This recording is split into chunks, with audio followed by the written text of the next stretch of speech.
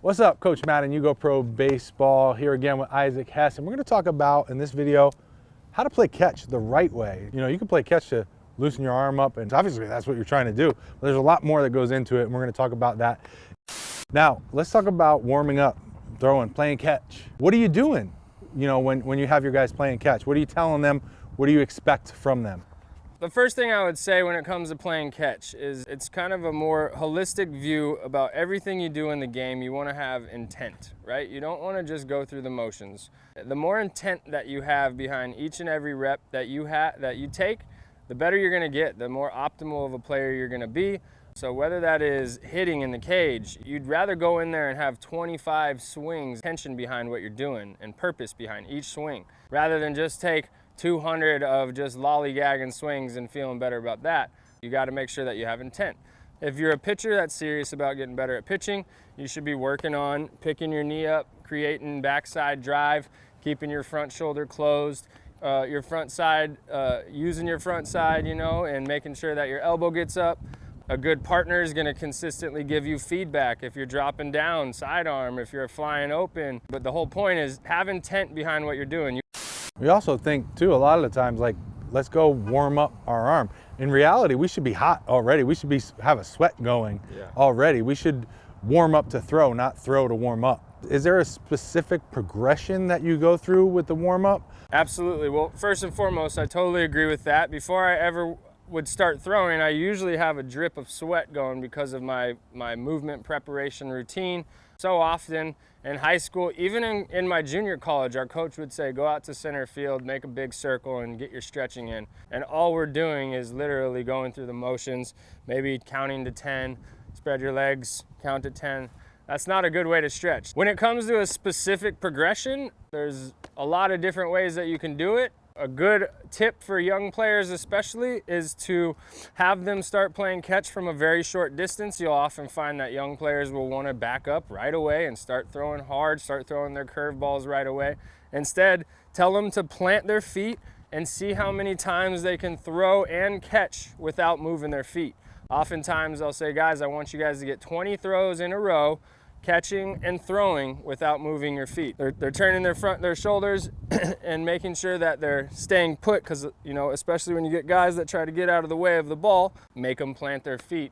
They're not going to be able to get out of the way. You also have seen before having them stand on a bucket. That to me is a little bit more dangerous. You can have them stand on something so that they have nowhere else to go and they have to stay behind the ball. With regards to the progression, a lot of times another one that we're going to do is start on a knee, all the way down to the knee, get those shoulders turned.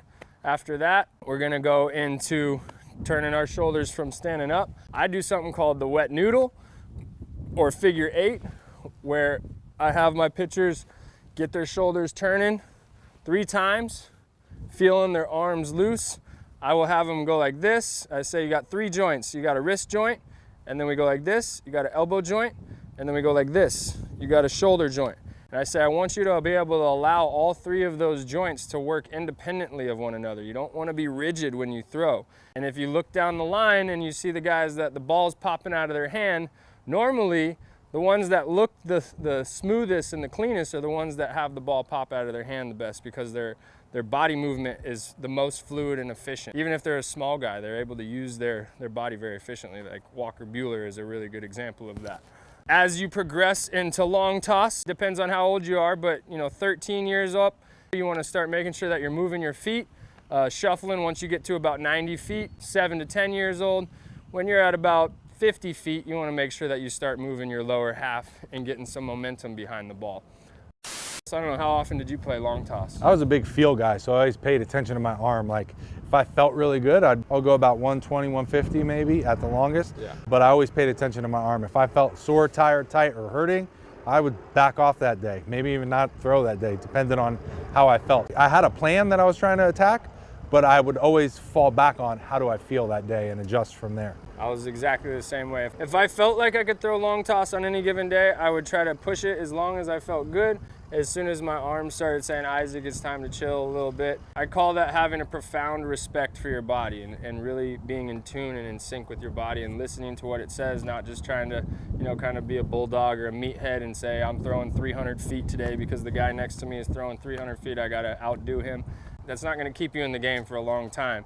Instead, like John said, you gotta make sure that you have a connection to how your arm feels every day, and that's gonna be different all the time. You like doing flat grounds afterwards or before, or what was your strategy with that? Absolutely. I generally, as a starting pitcher, we're pitching every 5 days in pro ball, usually 1 to 2 times in between starts. And a flat ground, what's a flat ground? A flat ground could be anywhere from 15 to 25 pitches at about 75%. All you're trying to do is find the low part of the zone, throw strikes, command the fastball.